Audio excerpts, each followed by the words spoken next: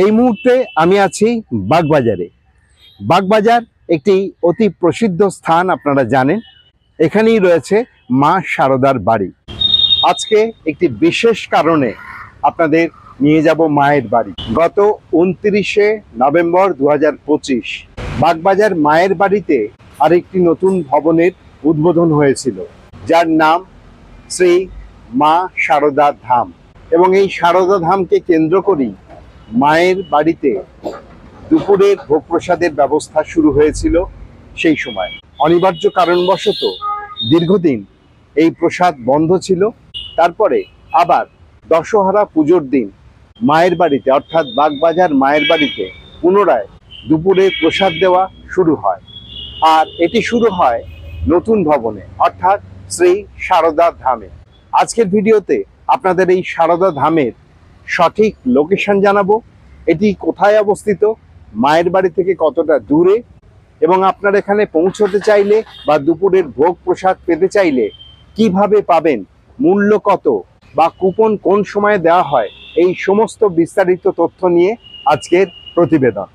ভিডিওটা শুরু করার আগে আপনাদের সকলের প্রতি সবিনয় আবেদন, যারা প্রথমবার ভ্রমণামিতের এই ভিডিও দেখছেন তাদের উদ্দেশ্যে জানাচ্ছি, ভিডিওটি ভালো লাগলে লাইক, শেয়ার, কমেন্টের পাশাপাশি অবশ্যই সাবস্ক্রাইব করতে ভুলবেন না।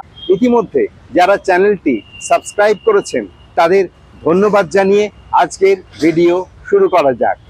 আর প্রথমেই আপনাদের ছোট্ট করে জানিয়ে দেব বাগবাজার মায়ের বাড়িতে আপনারা কিভাবে পৌঁছবেন।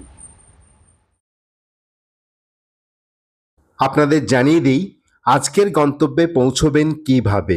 হাওড়া স্টেশন থেকে বাস ছাড়াও জলপথে বাগবাজার ফেরিঘাটে নেমে মায়ের বাড়ি পৌঁছতে পারেন খুব সহজে। শিয়ালদহ থেকে 240 নম্বর বাসে সরাসরি বাগবাজার পৌঁছতে পারেন আজকের গন্তব্যে যাওয়ার জন্য। যাবার পথে বলরাম মন্দির দর্শন করতে পারেন। 7 নম্বর গিরিশ অ্যাভিনিউর এই বাড়িটি ঠাকুর রামকৃষ্ণের পদধূলিতে ধন্য। এই বাড়িতে বসেই স্বামী বিবেকানন্দ রামকৃষ্ণ মিশন অ্যাসোসিয়েশনের প্রতিষ্ঠা করেন। এবার আপনাদের জানাই রেলপথে আপনারা কিভাবে আসবেন। মাঝেরহাট বা দমদম থেকে চক্র রেল ধরে পৌঁছতে পারেন বাগবাজার স্টেশন। বাগবাজার স্টেশনে নেমে আজকের গন্তব্যে যাওয়ার আগে আপনারা দর্শন করতে পারেন আরেকটি অতি গুরুত্বপূর্ণ স্থান, মায়ের ঘাট। মা শারদা বাগবাজারে থাকাকালীন স্নানের জন্যে এই ঘাটেই আসতেন। যে রাস্তায় তিনি যাতায়াত করতেন সেই চরণ ধূলিধন্য রাস্তা ধরে এখন আমরা পৌঁছে গেলাম মায়ের বাড়ি। 1 নম্বর উদ্বোধন লেনের এই বাড়িতেই মা দীর্ঘ 11 বছর ছিলেন। মায়ের স্মৃতিধন্য এই বাড়িটি ভক্ত সাধারণের জন্য একটি পবিত্র তীর্থস্থান। ঐতিহাসিক এই বাড়িটি বর্তমানে পশ্চিমবঙ্গ সরকারের দ্বারা গ্রেড 1 হেরিটেজ বিল্ডিং হিসাবে স্বীকৃত। এখানে মাতৃদর্শনের একটি সময়সূচি দেওয়া রয়েছে, যেখানে লেখা রয়েছে এপ্রিল থেকে সেপ্টেম্বর মাস পর্যন্ত সকাল 6টা থেকে 11টা এবং বিকেল 4টে থেকে 8টা, এবং অক্টোবর থেকে মার্চ মাস পর্যন্ত সকাল 6টা থেকে 11টা এবং বিকেল 3:30 থেকে 8টা পর্যন্ত মাতৃ দর্শন করা যায়। দর্শনের সময় আপনাদের জানালাম। এবার মায়ের বাড়ির ভিতরে প্রবেশ করব। The mother house. Swami Vivekananda চেয়েছিলেন মায়ের একটি স্থায়ী ঠিকানা হোক কলকাতায়।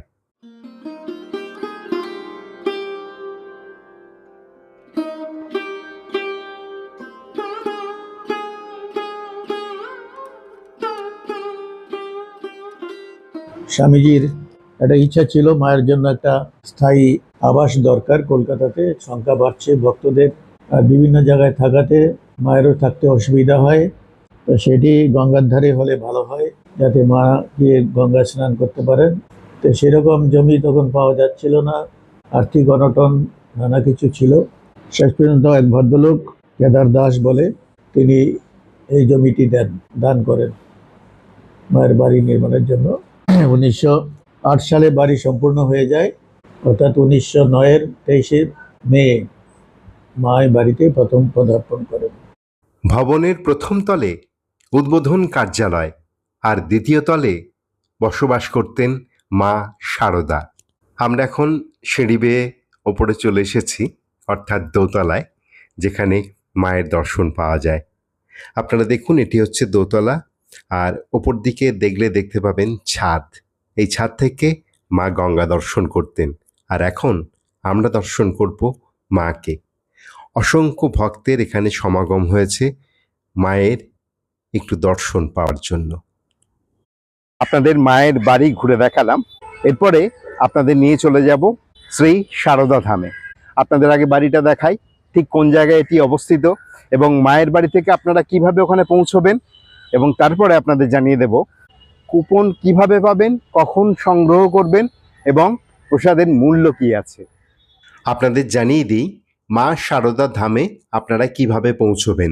মা শারদা তোরণ থেকে ডান দিকে গেলে হচ্ছে উদ্বোধন লেন, আর বাম দিকে গেলে দুর্গাচরণ মুখার্জি স্ট্রিট। এই রাস্তা ধরে কিছুটা এগোলেই ডান দিকে একটি গলিপথ ধরে 1 মিনিট হাঁটলেই আপনারা পৌঁছে যাবেন আজকের গন্তব্যে, অর্থাৎ মা শারদা ধামে। 2025 সালের নভেম্বর মাসে এই ভবনে মায়ের বাড়িতে আসা দর্শনার্থীদের জন্য দুপুরের প্রসাদের ব্যবস্থা শুরু হয়, যদিও অনিবার্য কারণবশত তা স্থগিত ছিল। পুনরায় 2026 সালের জুন মাসে দশহরা পুজোর শুভ লগ্নে মা শারদা ধামের প্রসাদ ভবনটি ভক্ত সাধারণের জন্য উৎসর্গ করা হয়। প্রতিদিন দুপুর 12টায় এখানে প্রসাদ বিতরণ করা হয়। কুপন পাবেন মায়ের বাড়িতে ইনচার্জ মহারাজের ঘরের ঠিক সামনে। কুপনের কোনো নির্দিষ্ট মূল্য নেই এবং সকাল 9:30 থেকে 10:30 পর্যন্ত কুপন দেওয়া হয়। আজকের ভিডিওটা এখানেই শেষ করলাম। আশা করি আজকের ভিডিওটা আপনাদের ভালো লেগেছে। যদি ভালো লাগে তাহলে অবশ্যই লাইক, শেয়ার এবং কমেন্ট করতে ভুলবেন না। আর ভ্রমণামিতের চ্যানেলে যারা প্রথমবার এলেন এবং ভিডিও দেখলেন, তাদের উদ্দেশ্যে বলছি, প্লিজ প্লিজ প্লিজ সাবস্ক্রাইব করুন এবং ভ্রমণামিতের সাথে থাকুন, পাশে থাকুন। সকলে খুব ভালো থাকবেন। আজকের মতো টাটা।